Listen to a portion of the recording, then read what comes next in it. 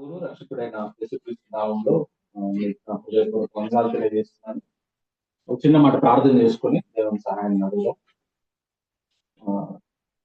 ఈరోజు ఈ రాత్రికాల సమయంలో దేవుడు వాక్యం ద్వారా మనతో మాట్లాడినట్లు మీరు కూడా ఏకీభవించమని కోరుతా ఉన్నాను. ప్రభువా, ప్రేమగల తండ్రి, వందనాలు. కేవలం నీ కృపలో మమ్మల్ని జ్ఞాపకం చేసుకొని అర్హత మంచితనం మాత్రం కాదు, కానీ నీ కృపలో, నీ దయలో, నీ వాత్సల్యతలో కనికరించి ఈ రోజును మాకు ఇచ్చిన ఈ రోజు మేము సజీవ లెక్కలో ఉన్నామంటే కేవలం నీ కృపే. ఉదయకాలం నుంచి ఈ రాత్రికాల సమయం వరకు కాపాడబడి, భద్రపరచబడి, పోషించబడి, ప్రయాణాల్లో మీరు మాకు ఇచ్చిన ప్రొటెక్షన్ బట్టి కూడా మీకు వందనాలు ప్రభా. సంఘంగా ప్రభా, మరి ఈ గృహంలో చేరడానికి మీరు మాకు అవకాశం ఇచ్చినారు. ప్రార్థనల ద్వారా, పాటల ద్వారా, సాక్ష్యాల ద్వారా మీకు మహిమ పొందిన వందనాలు. ఇప్పుడు కొద్దిసేపు నీ వాక్యాన్ని ధ్యానిస్తుండగా నేనైతే అల్పుడను అయోగ్యుడను ప్రభా. పరిశుద్ధాత్మ దేవ, నన్ను మీరు మరుగుపరిచి ప్రభా మరి మీరే మాట్లాడమని, నా నోటి నుంచి వ్యర్థమైన మాటలు రాకుండా మీకు అనుగ్రహించుకొని అడుగుతూ సమస్త ఘనత మహిమ ప్రభావం మీకు ఆరోపిస్తాం. మా ప్రభువును మీ ప్రియ కుమారుడైన యేసుక్రీస్తు పుణ్య నామములో మిక్కిలి వినయంగా బతిమాలి ప్రార్థిస్తున్నాను.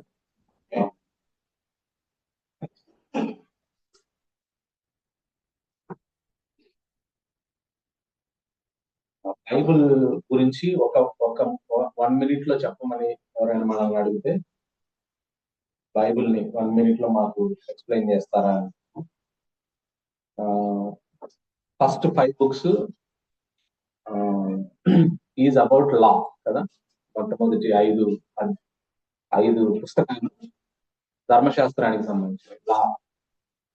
ఆ తర్వాత హిస్టరీ అంటే లాని ఇస్రాయేల్ పాటించారా లేదా, పాటించినప్పుడు ఎలా ఆశీర్వదించబడ్డారు, పాటించినప్పుడు కర్సు ఎలా వచ్చిందని. అంటే ఫస్ట్ లా ధర్మశాస్త్రము, తర్వాత ధర్మశాస్త్రాన్ని ఇస్రాయేల్ పాటించారా లేదా, అది ఆ చరిత్ర ఉంది మనకి. ఆ తర్వాత విజ్డమ్ బుక్స్ ఉన్నాయి.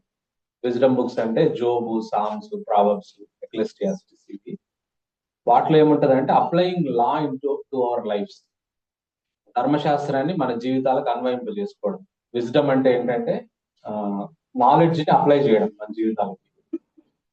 ఆ తర్వాత prophets, major prophets, minor prophets. అంటే prophets are like policemen. ధర్మశాస్త్రాన్ని పాటించండి అని చెప్పి పోలీస్ మెన్, పాటించకపోతే మీరు నష్టపోతారు అని చెప్పి పోలీస్ మెన్. ఆ తర్వాత గాస్పల్స్ అంటే law giver came to this earth. ఆయన హిస్టరీ, ఎవరైతే ధర్మశాస్త్రాన్ని ఇచ్చినాడో ఆయన భూమి మీదకి వచ్చాడు కదా, సో ఆయన గురించి రాయబడింది. ఆ తర్వాత ఎపిస్తల్స్ అంటే writing the law on the hearts of the people, ప్రజల హృదయాల మీద దేవుని ధర్మశాస్త్రాన్ని రాయడం. ఆ తర్వాత ప్రకటన గ్రంథం అంటే మరి ఆ ధర్మశాస్త్రాన్ని ఇచ్చినవాడు, రాయించినవాడు, ధర్మశాస్త్రాన్ని ప్రకారం వచ్చినవాడు, ఆ తర్వాత ధర్మశాస్త్ర ఆధారంగా తీర్పు తీర్చబోయేవాడు కదా. He is going to judge according to the revolution. అంతే, ఆదికాండం నుంచి ప్రకటన గ్రంథం వరకు అంత లానే కదా. అంటే ఎందుకు ఈ మాట చెప్తున్నా అంటే, కేవలం మనం వాక్యాన్ని ధ్యానించడం మాత్రమే కాదు, వాక్య ప్రకారం జీవించే వాళ్ళుగా మనం ఉండాలి. అంటే అంతా ధర్మశాస్త్రమే అయినప్పుడు ఆ విధంగా మనం జీవించాలని దేవుడు కోరుతున్నప్పుడు మనం ఆ విధంగా జీవించడానికి మనల్ని మనం ఆయత్తపరుచుకోవాలి అనే విషయాన్ని మీకు జ్ఞాపకం చేస్తాను. ఒక దేవుని సేవకుడు అంటాడు, రేపొద్దున్న దేవుడు మనల్ని జడ్జి చేసేటప్పుడు యేసు ప్రభు రక్తం ద్వారా మనం పరలోక రాజ్య ప్రవేశం పొందుకుంటాం, కానీ ఆయన మనము మన క్రియల్ని గురించి చేసేటప్పుడు దేని ఆధారంగా మనల్ని జడ్జ్ చేస్తాడంటే, ఒక తక్కెట్లో మనల్ని పెట్టి, ఒక తక్కెట్లో దేవుని వాక్యాన్ని పెట్టి, వాక్య ఆధారంగా మనం జీవించామా లేదా అనే విషయాన్ని ఆయన క్యాలిక్యులేట్ చేయబోతాం, ఆడిట్ చేయబోతాం. కాబట్టి ఎప్పుడు మనం వాక్యం వినేవారు మాత్రమే ఉండకుండా మనం వాక్య ప్రకారం జీవించేవారుగా ఉండాలి అనే విషయం ఎప్పుడు మనం భయం కలిగి ఉండాలి. ఆ విషయంలో మనం తప్పుకోకూడదు. అదే మనకు ఆశీర్వాదాన్ని తీసుకొని వస్తుంది. సో ఎప్పటికప్పుడు వాక్యంతో మనల్ని బేరీ చేసుకుంటుండాలి. వాక్యం ఏం చెప్తుంది ఈ ఇన్సిడెంట్ లో, ఈ విషయం. సో నేను వాక్య ప్రకారం జీవిస్తున్నానా లేదా అనే విషయం మనం పరిగణన చేసుకొని ముందుకు వెళ్లాల్సిన అవసరం ఉందనే విషయాన్ని నేను మీకు జ్ఞాపకం చేస్తాను. సరే, ఈ రోజు పోర్షన్ లోకి వెళ్తే మనం లూకా సువార్త 13వ అధ్యాయం 1 నుంచి 21 వచనాల వరకు ఉన్న వాక్య భాగాన్ని అందరం కలిసి చదువుదాం. Gospel according to Luke 13th chapter 1 to 21 verses. Gospel according to Luke 13th chapter 13వ అధ్యాయం 1 నుంచి 21 వచనాల వరకు కలిసి చదువుదాం. ఆ తర్వాత అందులోని విషయాలను మనము ధ్యానం చేద్దాం. చదివేటప్పుడే మనసు పెట్టి కొంత అర్థమయ్యేటట్టు మనం చదవడానికి ప్రయత్నించాలి. పిలాతు గలిలయులైన కొందరి రక్తం వారి బలులతో కలిపి ఉండేది. ఆ కాలమున అక్కడ ఉన్న కొందరు ఆ సంగతి తీసుకొచ్చు. ఆయన వారితో ఇట్లా, ఈ గలిలయులు అట్టి హింసలు చూసినందున వారు గలిలయులందరికంటే పాపులని మీతో చెబుతున్నారు, మీరు మారు మనసు పొందలేకుండా మీరందరూ అలాగే నడుస్తారు. మరియు సిలోయములోని గోపురము పడి చచ్చిన ఆ 18 మంది యెరూషలేములో కాపురం ఉన్న వారందరికంటే అపరాధులను తలచుతున్నారు. కారణం మీతో చెప్పుచున్నాను, మీరు మారు మనసు పొందనేలా మీరందరూ నశిస్తారు. మరియు ఆయన వారితో ఈ ఉపమానం చెప్పును, ఒక మనుషుని ద్రాక్ష తోటలో అంజూరపు చెట్టు నాటబడి ఉండెను. అతడు దాని పండ్లు వెదక వచ్చినప్పుడు ఏమీ దొరకలేదు. కనుక అతడు, ఇదిగో 3 ఏళ్ల నుండి నేను ఈ అంజూరపు చెట్టున పండ్లు వెదక వచ్చుతున్నాను, కానీ ఏమీ దొరకలేదు. దీన్ని నరికివేయము, దీని వల్ల ఈ భూమియు ఏల వ్యర్థమైపోవాలని ద్రాక్ష తోట మాటలు చెప్పాను. అయితే వాడు, అయ్యా, నేను దాని చుట్టూ త్రవ్వి ఎరువు వేయమట్టుకు ఈ సంవత్సరం కూడా ఉంటుంది. అది ఫలించిన సరే, లేని ఎడల నరికించి వేయమని అతనితో చెప్పాను. విశ్రాంతి దినమున ఆయన ఒక సమాజ మందిరంలో బోధించుచున్నప్పుడు 18 ఏళ్ల నుండి బలహీనపరచు దెయ్యం పట్టిన ఒక స్త్రీ అచ్చట ఉండేది. ఆమె నడుము వంగిపోయి ఎంత మాత్రం చక్కగా నిలవబడలేకుండా. యేసు ఆమెను చూచి రమ్మని పిలిచి, అమ్మా, నీ బలహీనత నుండి విడుదల పొంది ఉన్నామని ఆమెతో చెప్పి ఆమె మీద చేతులు ఉంచగానే ఆమె చక్కగా నిలవబడి దేవుని మహిమపరిచింది. యేసు విశ్రాంతి దినమున స్వస్థపరిచినందున ఆ సమాజ మందిరపు అధికారి కోపంతో మండిపడి జన సమూహమును చూచి, పని చేయదగిన 6 దినములు కలవు గనుక ఆ దినముల్లోనే వచ్చి స్వస్థత పొందుడి, విశ్రాంతి దినమందు రావద్దని చెప్పారు. అందుకు ప్రభువు, వేషధారులారా, మీరు వీళ్ళ ప్రతివాడును విశ్రాంతి దినమున తన ఎద్దునైనను గాడిదనైనను గాడి ఎద్దు నుండి విప్పి తోలుకొని పోయి నీళ్లు పెట్టును కదా. ఇదిగో 18 ఏళ్ల నుండి సాతాను బంధించిన అబ్రహాము కుమార్తె అయిన ఈమెను విశ్రాంతి దినమందు ఈ కట్ల నుండి విడిపించదగదా అని అతనితో చెప్పారు. ఆయన ఈ మాటలు చెప్పినప్పుడు ఆయన ఎదిరించిన వారందరూ సిగ్గుపడారు. అయితే జన సమూహం అంతయు ఆయన చేసిన ఘనకార్యములను చూసి సంతోషించారు. ఆయన, దేవుని రాజ్యము దేనిని పోలి ఉన్నది, దేనితో దాని పోల్చును? ఒక మనుషుడు తీసుకుని పోయి తన తోటలో వేసిన ఆవగింజను పోలి ఉన్నది. అది పెరిగి వృక్షమాయను, ఆకాశ పక్షులు దాని కొమ్మల యొక్క నివసించినను. మరలా ఆయన, దేవుని రాజ్యమును దేనితో పోల్చును? ఒక స్త్రీ తీసుకొని అంతయు పులిసి పొంగు వరకు 3 కుంచెముల పిండిలో దాచిపెట్టిన పుల్లని పిండిని పోలి ఉన్నదని చెప్పాడు. ఈ 1 నుంచి 5 వచనాలు ముందు చూద్దాం. 1 నుంచి 5 వచనాలు ఒక భాగం, ఆ తర్వాత 6 నుంచి 9 ఒక భాగం, 10 నుంచి 17 వరకు ఒక భాగం, 18 నుంచి 21, అట్లా 4 భాగాలుగా ఈ చదువుకున్న వాక్య భాగాన్ని మనం ధ్యానం చేద్దాం. 1 నుంచి 5 వచనాల్లో ఉన్న వాక్య భాగాన్ని చూస్తే, this passage only seen in లూకా సువార్తలో మాత్రమే ఈ 1 నుంచి 5 వచనాలు రాయబడతాయి, మరి సువార్తల్లో కూడా కనపడదు. Here Luke is mentioning 2 specific events. 2 సంఘటనల గురించి లూకా గారు ఇక్కడ రాశాడు. 2 ఆర్ ట్రాజిక్ ఈవెంట్స్, 2 కూడా ఒక విషాదకరమైన సంఘటన. First incident was bat to the notice of Jesus Christ. అక్కడ కొంతమంది గల్లీలు మరి యెరూషలేములో దేవాలయంలో సాక్రిఫైజెస్ ఇవ్వడానికి మరి మందిరంలోకి వెళ్తే, మరి పిలాతు ఏం చేశాడంటే, మందిరం అని కూడా చూడకుండా, సాక్రిఫైజ్ చేస్తున్నారని కూడా చూడకుండా వాళ్ళని చంపించాడు. అది ఒక విషాదకరమైన సంఘటన, ఒక ట్రాజిక్ ఈవెంట్. దాని మీద యేసు ప్రభు స్పందన గురించి కొంతమంది ఆ విషయాన్ని, ఆ ట్రాజిక్ ఇన్సిడెంట్ ను యేసు ప్రభు వారికి నివేదించారు. ఆ సందర్భంగా మరి యేసు ప్రభు వారు, Jesus does not answer why these tragic things happens, but he is more interested in talking what we could learn from this type of tragic incidents. ఆ విషాదం ఎందుకు జరిగింది అనే విషయాన్ని యేసుక్రీస్తు ప్రభు వారు అడ్రస్ చేయకుండా, వాళ్ళేమో ఒక విషాదకరమైన సంఘటన యేసు ప్రభు వారి దృష్టికి తీసుకెళ్తే ఆయన దాని గురించి ఆయన కామెంట్ ఏం చేస్తాడు, లేకుంటే ఆయన వివరణ ఏమి ఇస్తాడు, ఎందుకు జరిగిందని చెప్తాడు అనే విషయాల్ని వాళ్ళు బహుశా ఆలోచించి ఆయన దృష్టికి తీసుకొని పోతే ఆయన ఆ, అది ఎందుకు వాళ్ళ ప్రశ్నకు సమాధానం చెప్పకుండా అటువంటి విషాదకరమైన సంఘటనలు జరిగినప్పుడు మనమేం నేర్చుకోవాలి దాని నుంచి అనే విషయాన్ని యేసుప్రభు వారు మరి ఇక్కడ నేర్పించడానికి ప్రయత్నించాడు. నార్మల్ గా ఇట్లాంటి ట్రాజిక్ ఇన్సిడెంట్స్ జరిగితే మనము ఆ ప్రజలు రెండు రకాలుగా ఆలోచిస్తారు. ఇటువంటి విషాదకరమైన సంఘటన అంటే అయ్యో సాక్రిఫైజెస్ చేస్తుంటే మరి దేవుడి మందిరం అని కూడా చూడకుండా దేవునికి బలులు ఇస్తా ఉంటే ఆ బలుల రక్తంతో పాటు ఇలా రక్తం కలిపిన ఇంత క్రూరత్వమా అని అనుకునే సందర్భాలు అటువంటివి జరిగినప్పుడు ప్రజలు ఏమన్నా ఆలోచిస్తారంటే మొట్టమొదటిది ఏంటంటే some question the existence of God. అసలు దేవుడు ఉన్నాడా, దేవుడు ఉంటే ఇట్లాంటివన్నీ జరుగుతాయా, ఇంత విషాదకరమైనవి అని అంటారు. అది నిజంగా మంచి ఆర్గ్యుమెంట్ కాదు. ఎందుకంటే ఆ ఈ ప్రశ్నకు జవాబు ఏంటంటే అసలు ఈ ప్రపంచంలో దేవుడు నియంత్రణ కనుక లేకపోతే మనం ఒక్క క్షణం కూడా బ్రతకలేము. ఈ ప్రపంచంలో మనం పని చేసుకోగలుగుతున్నాం, వెళ్ళగలుగుతున్నాం, వస్తున్నాం, మనం తినగలుగుతున్నాం, మన ఇళ్లలో ఉంటున్నాం అని. సో దేవుడు ఉన్నాడా అనే ప్రశ్న తలెత్తకూడదు. కొంతమంది ఆలోచిస్తారు. రెండవది ఏమనుకుంటారంటే they question about the goodness of God. నిజంగా దేవుడు మంచితనాన్ని ప్రశ్నిస్తారు. దేవుడు ఎందుకు అలౌ చేస్తా ఉన్నాడు ఇటువంటి సంఘటనలు, ఆయన మంచివాడు కదా, ఇటువంటి దుర్మార్గమైన సంగతులు ఎందుకు దేవుడు అనుమతిస్తున్నాడు అని కూడా ప్రశ్నిస్తారు. మరి ఎందుకు పెయిన్ ఈ లోకంలో, ఈ పెయిన్ఫుల్ సంఘటనలు ఎందుకు జరుగుతూ ఉంటాయి మనిషికి, దేవుడు ఎందుకు పెయిన్ అలౌ చేస్తున్నాడని రకరకాలుగా చెప్తా ఉంటారు. జోని ఎరిక్సన్ టాడా ఒకసారి చెప్పిన మాట ఏమిటంటే God sometimes permits what he hates to accomplish what he loves అని అంటారు. ఆమె చెప్పిన మాట అంటే God sometimes permits what he hates to accomplish what he loves.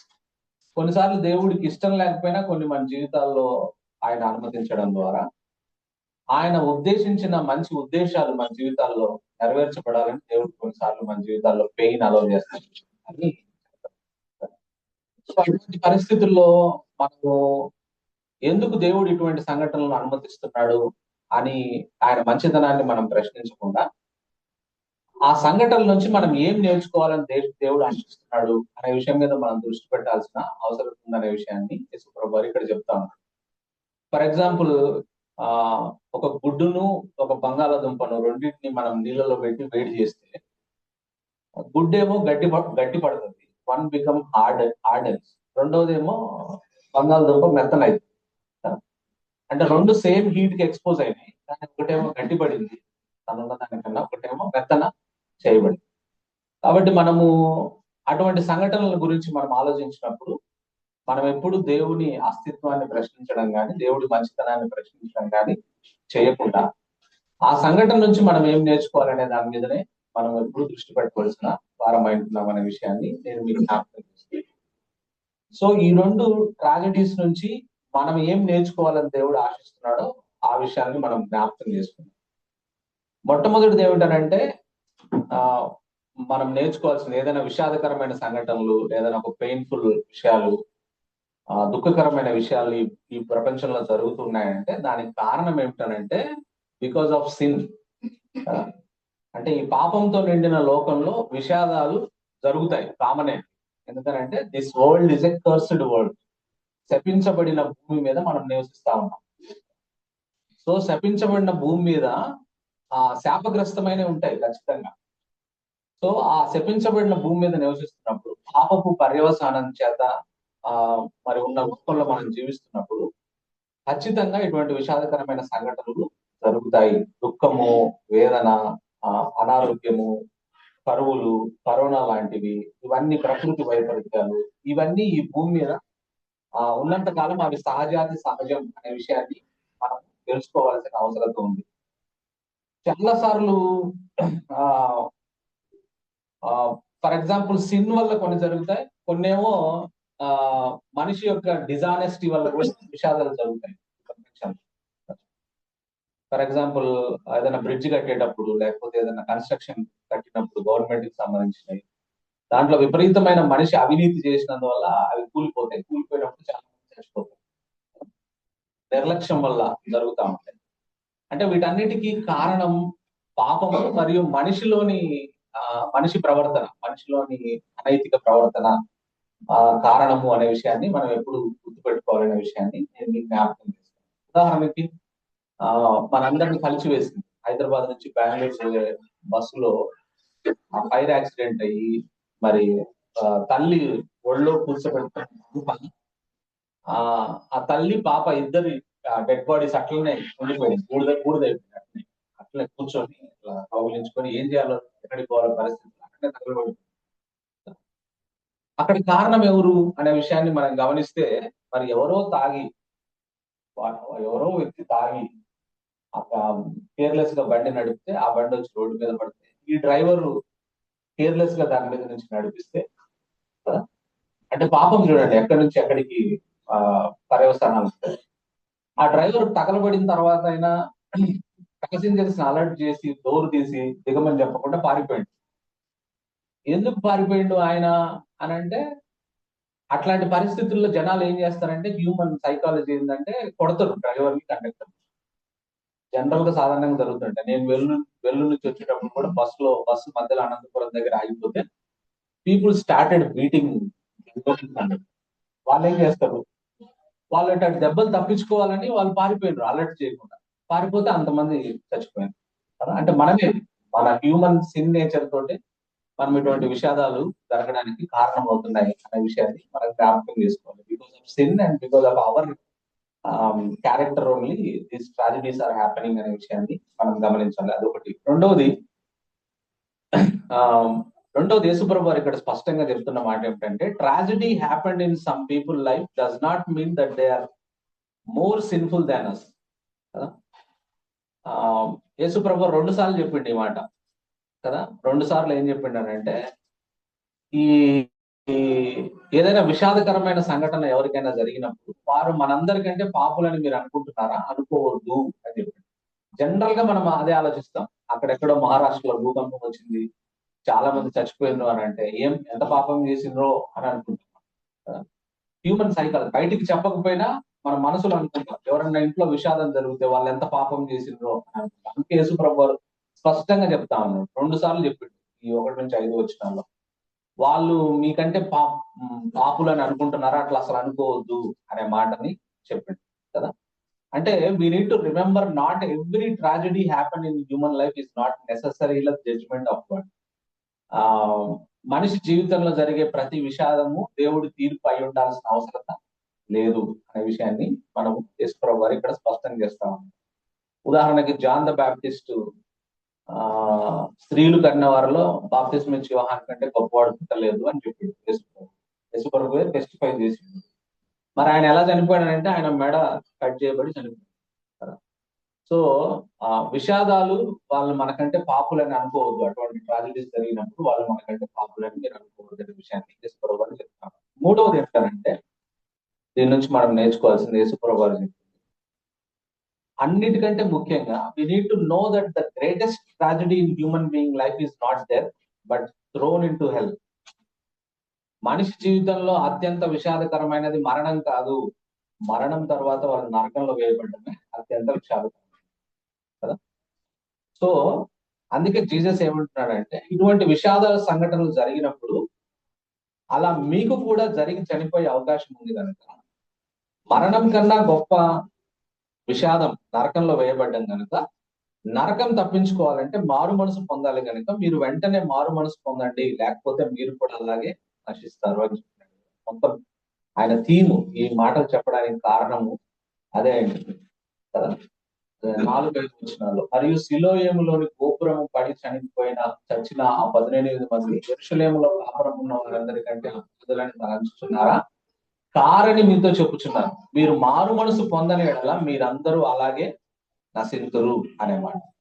So మరణం కన్నా గొప్ప విషాదం నరకంలో పడబెట్టడం కాబట్టి మరణం ఎట్లా వస్తుంది అందరికి. సో మనం మారు మనసు పొందాలి. నరకం తప్పించుకోవాలంటే మీరు మారు మనసు పొందాలి. అటువంటి విషాదకరమైన సంఘటనలు ఎప్పుడు జరుగుతాయో తెలియదు. అంటే మనం యేసుప్రభు బిడ్డలమైనంత మాత్రాన మన జీవితాల్లో విషాదకరమైన సంఘటనలు జరగవు అనేది ఏం లేదు. అంటే మనం చనిపోవాల్సిన టైం వచ్చినప్పుడు దేవుడు అటువంటి విషాదకరమైన సంఘటనను మన జీవితాల్లో అనుమతించడానికి అవకాశం ఉంది. సో ఆ ఆ మరణం వచ్చేలోపు ఒకవేళ మారు మనసు లేకపోతే మనం నరకానికి వెళ్ళిపోతాం కాబట్టి మారు మనసు పొందండి. అప్పుడు మీరు నరకాన్ని తప్పించుకుంటారు. మరణం కాదు, మరణం తర్వాత నరకం ఉంది. దాన్ని తప్పించుకోవాలంటే మీరు మారు మనసు పొందాలి అనే విషయాన్ని యేసు ప్రభు వారు ఈ 2 ట్రాజడీస్ ని ఉపయోగించి ఆయన చెప్తా ఉన్నాడు అనే విషయాన్ని నేను మీకు జ్ఞాపకం చేస్తాను. కాబట్టి డెత్ ఎప్పుడు వస్తుందో తెలియదు. ఎప్పుడు సిలువ మన గోపురం కింద మనం పడిపోతామో తెలియదు. ఎప్పుడు ఆ పిలాతు యొక్క కోపానికి బలైతమో తెలియదు. కాబట్టి మనము we need to make sure మరణించే లోపు మనం మారు మనసు పొంది ఉండాలి. మీరు మారు మనసు పొందిన అనుభవం కలిగి ఉండండి అనే విషయాన్ని యేసు ప్రభు వారు చెప్తా ఉన్నారు. ఆ తర్వాత 6 నుంచి 9 వచనాలు నెక్స్ట్ ప్యాసేజ్ ని మనం చూస్తే 6 to 9 వర్సెస్ లో మరి ద్రాక్ష తోటలోని అంజూరపు చెట్టు ఉపమానాన్ని యేసు ప్రభు వారు చెప్తా ఉన్నారు. ఒక ద్రాక్ష తోట ఉంది. ఆ ద్రాక్ష తోటలో ఒక అంజూరపు చెట్టు నాటబడింది. ఆ నాటిన తర్వాత మరి ఆ యజమానుడు 3 సంవత్సరాల నుంచి వచ్చి అంజూరపు చెట్టున పండ్లు ఏమైనా దొరుకుతాయేమని వెతికాడు. మరి ఎక్కడ దొరకలేదు. 3 సంవత్సరాల నుంచి దొరకలేదు. దొరకకపోతే మరి ఆయన తోటమాలిని పిలిచి ఆ ఈ ఈ చెట్టు వలన, ఈ ఫలించని చెట్టు వలన ఈ భూమి ఎలా వ్యర్థమైపోతుంది, దీన్ని నరికేయమని తోటమాలతో చెప్పాడు. అయితే వాడు, అయ్యా నేను దాని చుట్టూ త్రవ్వి ఎరువు వేయమట్టుకు సంవత్సరం ఉండనివ్వయ్యా, ఈ సంవత్సరం చూద్దాం, లేకపోతే నరికించి వేస్తాం అని చెప్పాడు కదా. ఇది 1 నుంచి 5 వచనాల కంటిన్యూషన్. ఇది అంటే need and importance of repentance in our lives గురించి ముందు చెప్పిండు కదా. విషాదకరమైన సంఘటనలు ఉద్దేశించి యేసు ప్రభు చెప్పిన మాట, మీరు మారు మనసు పొందాలి, ఇటువంటి విషాదాలు జరుగుతాయి, మారు మనసు పొందాలి అని చెప్పాడు కదా. ఆ మారు మనసు పొందాలనే సబ్జెక్ట్ ని కంటిన్యూ చేస్తున్నాడు ఇక్కడ కదా. ఆ మారు మనసు పొందకపోతే ఏమైందంటే మరి నరికి వేయబడి మరి మరి వేయబడుతుంది. కాబట్టి మీరు మారు మనసు పొందాలి అని చెప్పడానికి కంటిన్యూగా యేసు ప్రభు వారు ఈ పారబుల్ ఉపమానాన్ని చెప్పాడనే విషయాన్ని నేను మీకు జ్ఞాపకం చేస్తాను కదా. సో మన జీవితాల్లో దేవుడు ఫలాల కోసం చూస్తా ఉన్నాడు. ఆయన చూసే మొట్టమొదటి ఫలం ఏమిటనంటే, మనం లాస్ట్ మంత్ లో ఫ్రూట్ఫుల్నెస్ గురించి మనం చర్చిస్తున్నప్పుడు మనం మాట్లాడుకుంటాం కదా. ఫ్రూట్ ఆఫ్ రిపెంటెన్స్, మారు మనసు అనే ఫలం మన జీవితాల్లో ఉండాలని యేసు ప్రభు వారు ఎదురు చూస్తా ఉన్నాడు అనే విషయాన్ని నేను మీకు జ్ఞాపకం చేస్తా ఉన్నాను కదా. సో మన జీవితాల్లో ఫ్రూట్ కనపడాలి. దేవుడు మన జీవితాల్లో క్రైస్తవులంగా లేదా మనందరి జీవితాల్లో మనుషుల్లో ఆయన కోరుకునే ఒక ఫలము ఫలించాలి అని దేవుడు కోరుతా ఉన్నాడు అనే విషయాన్ని మనం ఎప్పుడు గుర్తుపెట్టుకోవాలి. దేవుడు మన జీవితంలో గిఫ్ట్స్ ని చూడడానికి ఇష్టపడట్లేదు, మన టాలెంట్స్ ని చూడడానికి ఇష్టపడట్లేదు, మన మెడల్స్ ని చూడడానికి ఇష్టపడట్లేదు, మన అచీవ్మెంట్స్ ని చూడడానికి ఇష్టపడట్లేదు. కానీ ఆయన మన జీవితాల్లో ఫలము కొరకు చూస్తా ఉన్నాడు. Fruit bearing is very very important. దానికోసం దేవుడు చూస్తా ఉన్నాడు. కాబట్టి మన జీవితాల్లో మనం ఫలము కనపరిచే వారంగా ఉండాలి అనే విషయాన్ని నేను మీకు జ్ఞాపకం చేస్తా ఉన్నా కదా. ఇంకా అంత మాత్రమే కదా, మరొక చోట యేసు ప్రభు ఏం చెప్తారంటే, వారు మనం ఫలించే ఫలం వలన వారు నా శిష్యులను తెలియజేయబడతారు అంటాడు. అంటే మన ఫ్రూట్ ఏం తెలియజేస్తుందంటే మనం క్రైస్తవులం అని తెలియజేస్తుంది. మన ఫ్రూట్ మనం క్రిస్టియన్స్ అనే విషయాన్ని తెలియజేస్తుంది. కాబట్టి మనం ఫ్రూట్ లేకుండా మనం క్రిస్టియన్ అని చెప్పుకుంటే అది వృధాగా చెప్తున్నట్టు లెక్క. కాబట్టి if you're Christian, if you're true Christian, we must bear fruit in our life. మన జీవితాల్లో మనం నిజంగా క్రైస్తవులం అని చెప్తే మన జీవితాల్లో ఫలము ఉండాలి అనే విషయాన్ని నేను మీకు జ్ఞాపకం చేస్తాను. ఫ్రూట్ అంటే ఇంకా ఓవరాల్ గా చెప్పాలి, ఏ ఫలం దేవుడు ఆశిస్తున్నాడు అంటే, all goodness is a fruit, all righteousness is a fruit, truth is a fruit, good works or fruit. మన జీవితాల్లో దేవుడు కోరుకునే ఫలం ఏంటి అని అంటే, మనం నీతి అనే ఫలం ఫలించాలి. ఎప్పుడు మన జీవితాల్లో మన క్రైటీరియా ఎలా ఉండాలి? ఒక మన జీవితాన్ని ఎక్స్ప్లెయిన్ చేయాలి. ఒక వర్డ్ లో ఎక్స్ప్లెయిన్ చేయండి క్రైస్తవ జీవితాన్ని అంటే రైచియస్నెస్ అని చెప్పచ్చు. అంటే ఒక డెసిషన్ తీసుకునేటప్పుడు లేదా ఒక జంక్షన్ లో మనం ఉన్నప్పుడు రైట్ సైడ్ పోవాలా, లెఫ్ట్ సైడ్ పోవాలా అని అంటే, ఎటు నీతి ఉంటే అటువైపు పోవాలి కదా. నీతి వైపు మనం ప్రయాణం చేయాలి. మన నిర్ణయాలు కూడా నీతిని అనుసరించి ఉండాలి. మన మాటలు కూడా నీతికి సంబంధించిన మాటలే మాట్లాడాలి. మన క్రియల్లో కూడా నీతి కనపడాలి. రైచియస్నెస్ అదొక క్రైటీరియా, మనకు ఒక కొలబాద్ద, ఒక స్కేల్ లాగా మనం పెట్టుకోవాలి. సో క్రైస్తవులంగా మనం ఏం ఫలించాలి అని అంటే, మంచితనం అనే ఫలం ఫలించాలి, నీతి అనే ఫలం ఫలించాలి, సత్యము అనే ఫలం మనం ఫలించాలి, మంచి పనులు అనే ఫలాన్ని మనం ఫలించాల్సిన అవసరం ఉంది అనే విషయాన్ని ఈ సందర్భంగా నేను మీకు జ్ఞాపకం చేస్తాను. సో ఆ ఇక్కడ మనం ప్రశ్నించుకోవాల్సిన ఒక విషయం ఏమిటంటే, మనము 3 సంవత్సరాల టైం ఈ ఉపమానం ప్రకారం 3 years పీరియడ్ లో ఉన్నామా, 1 year పీరియడ్ లో ఉన్నామా చెప్పలేము మనం కదా. అంటే మన గ్రేస్ పీరియడ్ లో ఉన్నామా, మన టైం అయిపోయిన తర్వాత 1 year గ్రేస్ పీరియడ్ లో ఉన్నామా, లేదా 3 years పీరియడ్ లో ఉన్నామా అని ఎవరు చెప్పలేము. సో ఒకవేళ మనం 1 year పీరియడ్ లో ఉంటే, ఆ 1 year లో మనం ఫలించకపోతే మనం నరకి వేయబడతాం. కాబట్టి ఆ విషయాన్ని మనం గుర్తుపెట్టుకొని, ఈ ఇయరే నా లాస్ట్ ఇయర్ లాగా కదా. ఒక దేవుని ప్రసంగికుడు ఎప్పుడు చెప్తా ఉంటాడు, మీరు అంత బాగా ప్రసంగిస్తుంటే ఆత్మలని రక్షించబడతా ఉన్నాయి, ఏంటి మీ ప్రసంగం వెనుకున్న సీక్రెట్ నేను చెప్పేమంటే, నేను every time I preach I think that it is my last sermon on this earth ఆయన అంటాడు. నేను ప్రసంగించే ప్రతిసారి ఎన్ని ప్రసంగాలు చేసినా ఇదే నా చివరి ప్రసంగం అన్నట్టుగా నేను ప్రసంగిస్తాను. అందువల్లనే దేవుడు ఆ ప్రసంగాల ద్వారా కార్యాలు చేస్తున్నాడు. మనం కూడా let us also think like that.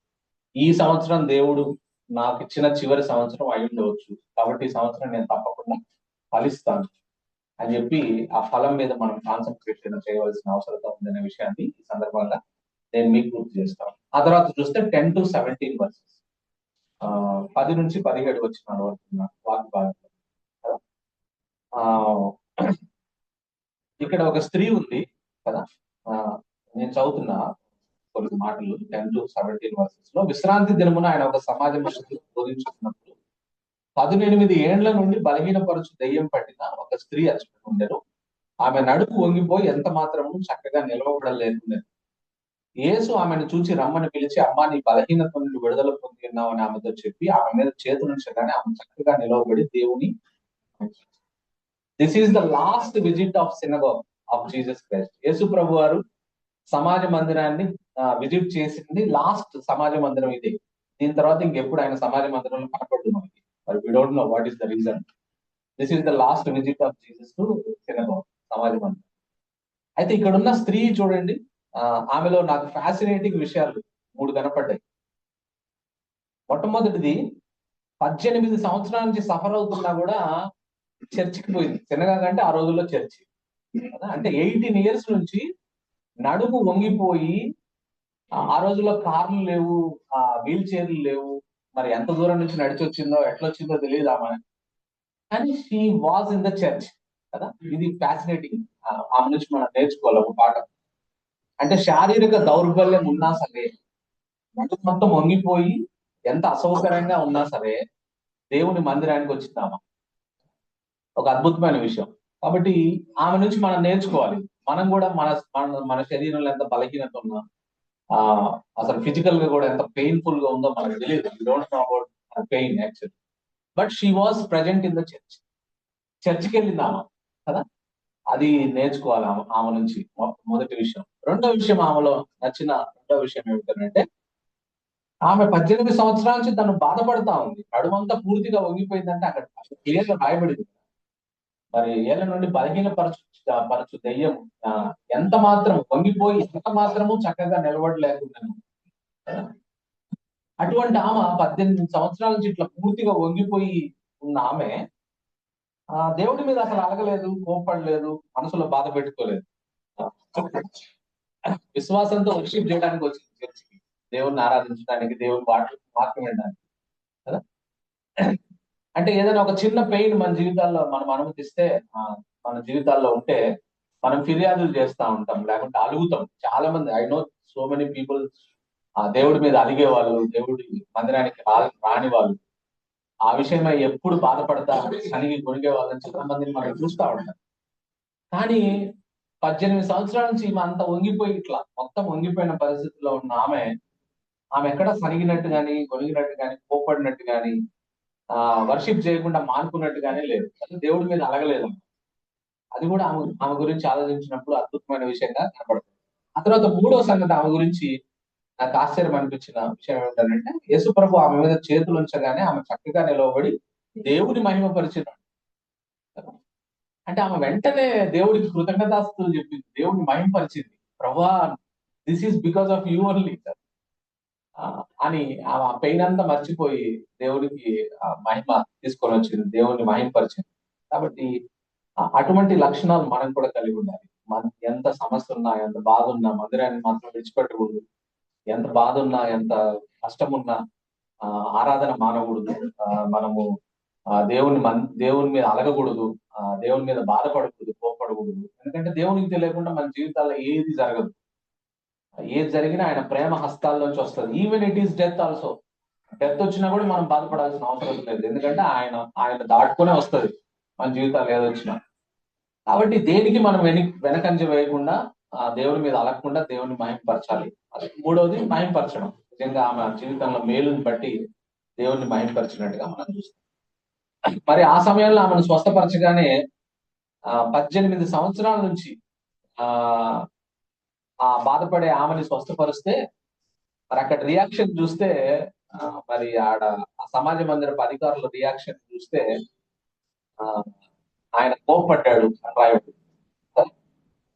సమాజ మందిరపు అధికారి కోపముతో మండిపడి జన సమూహం చూసి, పని చేయదగిన 6 దినములు కలవు కనుక ఆ దినముల్లోనే వచ్చి స్వస్థత పొందుడి, విశ్రాంతి దినమున రావద్దని చెప్పాడు. Hardness of the heart of the Pharisees, ఆ సమాజ మందిరపు అధికారి యొక్క కఠిన హృదయం. అందుకే యేసుప్రభు వారు ఎంత బాగా మాట్లాడుతూ చెప్పిండు 16వ వచనంలో, ఇదిగో 18 ఏండ్ల నుండి సాతాను బంధించిన అబ్రహాము కుమార్తె అయిన ఈమెను అని అంటాడు. అబ్రహాము కుమార్తె అంటే ఇజ్రాయలైట్ ఆమె. సాటి ఇజ్రాయలైట్ కి 18 సంవత్సరాల నుంచి ఆమె బాధపడుతుంటే, ఆమె స్వస్థపడితే మీరు ఈ సబ్బాతు దినం రోజు, విశ్రాంతి దినం రోజున ఎట్లా స్వస్థపరుస్తారని మీరు ఎందుకు చెప్తా ఉన్నారు అని. కనీసం మీ పశువులకు ఇచ్చిన ఇంపార్టెన్స్, మీ పశువులకు నీళ్లు పెడతారు కదా మీరు, మీ దగ్గర ఉండే జంతువులకు నీళ్లు పెడతారు కదా అట్లకి, విశ్రాంతి దినం రోజు అయినా కూడా. అంటే కనీసం మీ పశువులకు ఇచ్చిన ఇంపార్టెన్స్ కూడా మనుషులకు మీరు ఎందుకు ఇవ్వరు అని యేసుప్రభు వారు మరి అక్కడ కోప్పడ్డట్టుగా మనం చూస్తాం. సో ఎప్పుడు మనం సాటి అంటే యేసుప్రభు చాలా సార్లు ఈ విషయంలో సబ్బాతు దినం విషయమై గద్దించిండు వాళ్ళు. అంటే చాలా సార్లు మనం కూడా గుర్తుపెట్టుకోవాల్సింది ఏంటంటే, ఎదుటి మనిషి మీద ప్రేమని, ఎదుటి మనిషి మీద మర్సీని చూపించడానికే మనం ప్రయత్నం చేయాలి తప్ప రూల్స్ అండ్ రెగ్యులేషన్స్ పేరుతోటి మనము ఎప్పుడు వెలికి వాళ్ళని తిరస్కరించకూడదు అనే విషయాన్ని. అంటే మర్సీ ఓవర్ ద రూల్, లేకుంటే లవ్ ఓవర్ ద రూల్, వాటిని మనం ఎప్పుడు యేసుప్రభు లాగా కనపరచాలి అనే విషయాన్ని కూడా ఈమె అస్వస్థత దెయ్యం వల్ల వచ్చింది అని చెప్తుంది. సో ఆయన మీద మనం నిజంగా విశ్వాసం ఉంచితే, యేసుప్రభు మీద, అటువంటి సాతాను బంధకాలలో మనం ఎవరమున్నా సరే దేవుడు సంపూర్ణంగా విడిపించగలడు, బాగు చేయగలడు అనే విషయాన్ని కూడా మనం ఈ సంఘటన నుంచి మనం నేర్చుకోవచ్చు. ఆ తర్వాత 18 నుంచి 21 వచనంలో రాయబడి మాట, చివరి ప్యాసేజ్ ఈ రోజు వరకు మనం చూస్తే, ఆయన దేవుని రాజ్యాన్ని గురించిన రెండు పారబుల్స్ చెప్తాం, ఉపమానాలు. 18 to 21 లో దేవుని రాజ్యం దేనిని పోలి ఉన్నది, దేనితో దాన్ని పోల్చును. ఒక మనుషుడు తీసుకుని పోయి తన తోటలో వేసిన ఆవగింజను పోలినది. అది పెరిగి వృక్షం ఆయన, ఆకాశ పక్షులు దాని కొమ్మలైంది నివసించినని. మరియు ఆయన దేవుని రాజ్యమును దేనితో పోల్చును, ఒక స్త్రీ తీసుకుని అంతయు పులిసి పొంగు వరకు 3 కుంచెముల పిండిలో దాచిపెట్టిన పుల్లని పిండిని పోలి ఉన్నదని చెప్తారు. అంటే దేవుని రాజ్యాన్ని గురించిన 2 ఉపమానాలు చెప్తా ఉన్నాడు. ఆవగింజ ఉపమానం, పులిసిన పిండి ఉపమానం. ఈ 2 ఉపమానాలు క్యారీ సేమ్ మీనింగ్, ఒకటే అర్థం వస్తా ఉంటాయి. ఈ ఉపమానాల నుంచి మనం దేవుని రాజ్యం గురించి నేర్చుకోవాల్సింది ఏంటంటే, ఈ 2 ఉపమానాల నుంచి మొదటిది నెంబర్ 1 మనం నేర్చుకోవాల్సింది, kingdom of God often starts very small. Small వేలో స్టార్ట్ అవుతుంది దేవుని రాజ్యం, ఆ తర్వాత బాగా ఎదుగుతుంది అనే విషయాన్ని కదా. వారి పరిచర్య కూడా దేవుని రాజ్యం ఈ భూమి మీదకి వచ్చినప్పుడు ఫస్ట్ 12 మంది డిసైపుల్స్, ఆ తర్వాత 70 డిసైపుల్స్, ఆ తర్వాత 500 డిసైపుల్స్, ఆ తర్వాత పెంతెకోస్తు దినం అయిపోయిన తర్వాత 3,000 మంది సంఘంలో చేర్చబడ్డారని, మనం ఒకేసారి చేర్చబడ్డారని పేతురు ప్రసంగించినప్పుడు మనం చూస్తాం. అట్లా అంటే దేవుని రాజ్యం ఎప్పుడైనా మొదట స్మాల్ గా స్టార్ట్ అయి అది పెద్దగా విస్తరిస్తుంది అనే విషయాన్ని ఈ ఉపమానాలు మనకు నేర్పిస్తాం. మనలో కూడా అంతే. God's work in us also starts in a small way and grows big. దేవుడి కార్యం కూడా మన జీవితాల్లో మనం రక్షించబడ్డప్పుడు చిన్నగా మొదలైంది.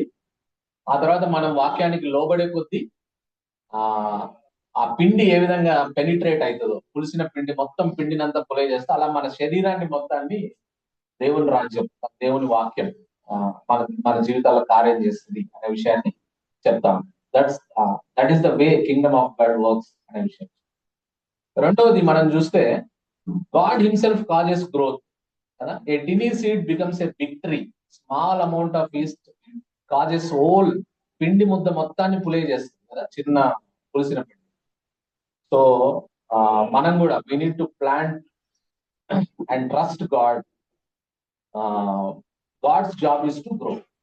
మనము దేవుణ్ణి నమ్మాలి, నమ్మితే ఆయన మనలో దాన్ని ఎదగనిస్తాడు, దేవుని రాజ్యాన్ని. విషయాన్ని కూడా మనం నేర్చుకోవచ్చు. రెండోది. మూడోది, God's kingdom works quietly but powerfully inside.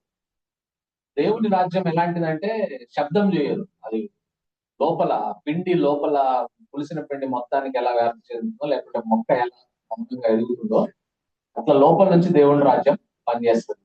బయటికి కనపడాల్సిన అవసరం లేదు, శబ్దం చేయాల్సిన అవసరం లేదు. అనే విషయాన్ని కూడా మనం ఈ ఉపమానాల నుంచి నేర్చుకోవచ్చు. నాలుగోది ఏంటంటే, God's kingdom will spread to every corner of this earth. ఈ ఈస్ట్ మరి ఉపమానంలో మనం చూస్తే అది ఎట్లయితే పిండి ముద్ద మొత్తం వెళ్తుందో, అట్లనే దేవుని రాజ్యం కూడా ఈ భూమి మీద స్థాపించబడింది. అది అన్ని కార్నర్కి వెళ్తుంది.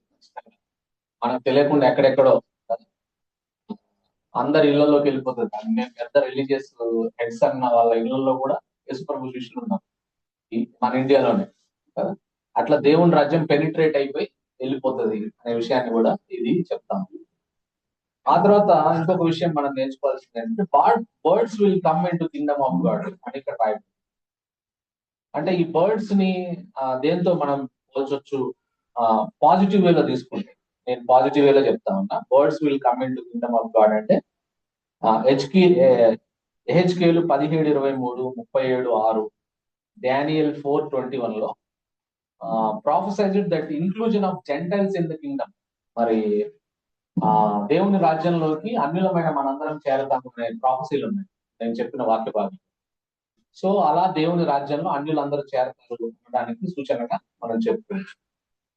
ఆ తర్వాత మరి ఇంకొకటి మనం దీని నుంచి ఈ ఉపమానాల నుంచి నేర్చుకునేది ఏంటంటే, దేవుని రాజ్యం ఎలా ఉంటుందంటే, లైక్ లియా kingdom of God influence people, church, nation and the world.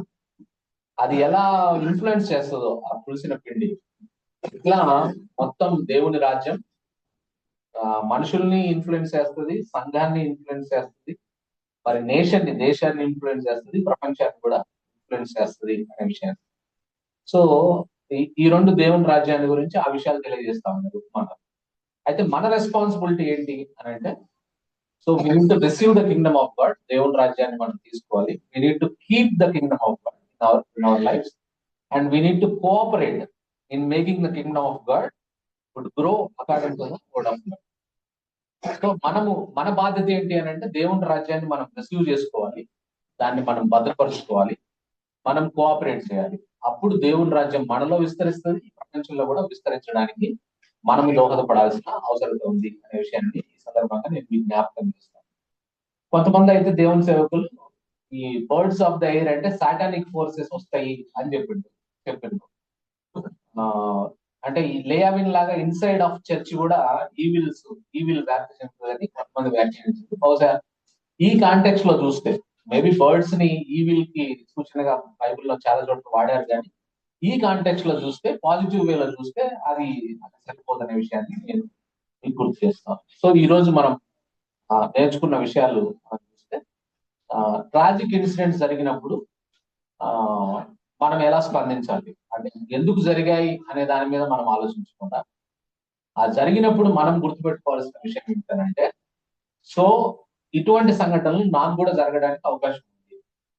So ఆ సంఘటనలు జరిగినప్పుడు, జరిగే లోపు నాకు అటువంటి సంఘటనలు జరిగి నేను దాంట్లో చనిపోయే లోపు నేను మారు మనసు పొందాలి అనే విషయమే మనం ఆలోచించాలి తప్ప మనము ఎందుకు జరిగాయనే చర్చల్లోకి అది మనకు సంబంధించిన చర్చ కాదు, అది దేవుడు చూసుకునేది. సో అటువంటి అవి మాత్రం నేర్చుకోవాల్సిన అవసరం ఉంది. ఒకటి. రెండోది మనం నేర్చుకుంది ఈ రోజు పాసేజ్లో, దేవుడు మనలో ఫలాల కోసం చూస్తా ఉన్నాడు. ఫలం కోసం చూస్తా ఉన్నాడు. కాబట్టి మన జీవితాల్లో మనం ఫలించాలి. Maybe this is the last year అని మనం ఎప్పుడు ఆలోచించి ఈ సంవత్సరం నేను ఫలిస్తున్నానా లేదనే విషయాన్ని మనం జ్ఞాపకం చేసుకోవాలి. ఆ తర్వాత మూడవది, ఆ స్త్రీ 18 సంవత్సరాల నుంచి బాధపడ్డ ఇన్సిడెంట్ నుంచి మనం నేర్చుకోవాల్సిన విషయం ఏంటంటే, we need to have compassion more than customs.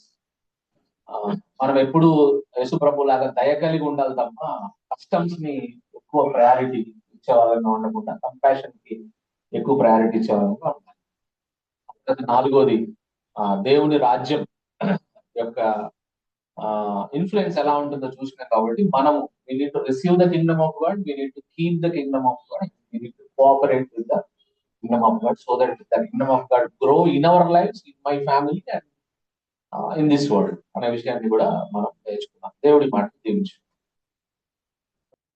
We were also having this argument or a thought when they talked of birds in the sky nested in the branches.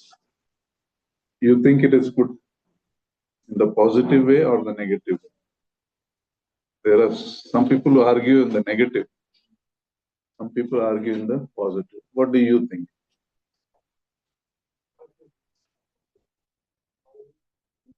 Negative only. But what do you think is the general rule when we explain such things? I think the general rule, what I believe is, it can happen both the ways. One side, the Gentiles can come in, that is happening.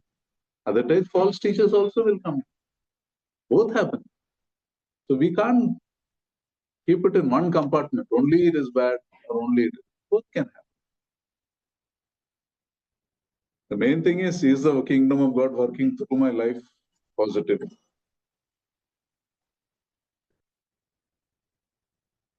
So remember what it is very important to understand. The most terrible thing to happen in your life is not your death. It is hell. Don't worry about how that person died, this person died. Are you saved? Every time you see death, every time you see an ambulance, every time you see someone, hear someone die, ask, have I repented? Am I in the Lord? That's the most important question. And are we fruitful? The great patience of God is here. Lord is asking one more year, give one more year. Let us try one more year. That's the patience. How many of us got saved in that one more year? We don't know. No?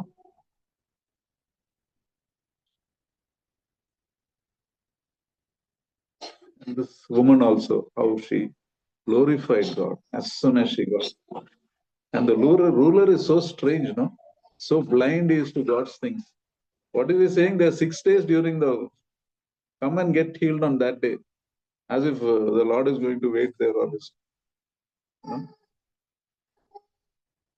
He can be so blind to the needs of people. Let's pray. Father, we thank you for this time that you've given us, and we thank you for your precious word. Lord, even as we depart from this place, Lord, may we not be people who get into talk and arguments of what is good, what is bad, but may we be people who work in your kingdom faithfully, fruitfully, and maybe not fear death, Lord. Death is not. Death, you decide when death will happen. But most important, may we be sure of our salvation. May we have the clear assurance of salvation. Walk close to you. Live for your glory. And Lord, may our hearts not be hardened like that ruler who was blind to your things, was steeped in legalism, forgetting the great miracle that you have done. Help us to be open. Help our hearts to be fresh to your leading. We thank you. We praise you for this time you have given us. We pray for Ashok's interview tomorrow, grant him a job in accordance to your will. We pray for Vasant and Sudarshan also, grant him them the right kind of jobs in accordance to your will, and may they be bold for you, live as a testimony for you. We also commit the plan we have to go to Dornal on 26th, the Thursday. Lord, lead us, guide us with regard to this, and enable us. If it is your will, may we go, and may you be glorified through everything. May we go and come back safely, healthily, comfortably. Thank you, Lord. In Lord Jesus' most precious name we pray. Amen.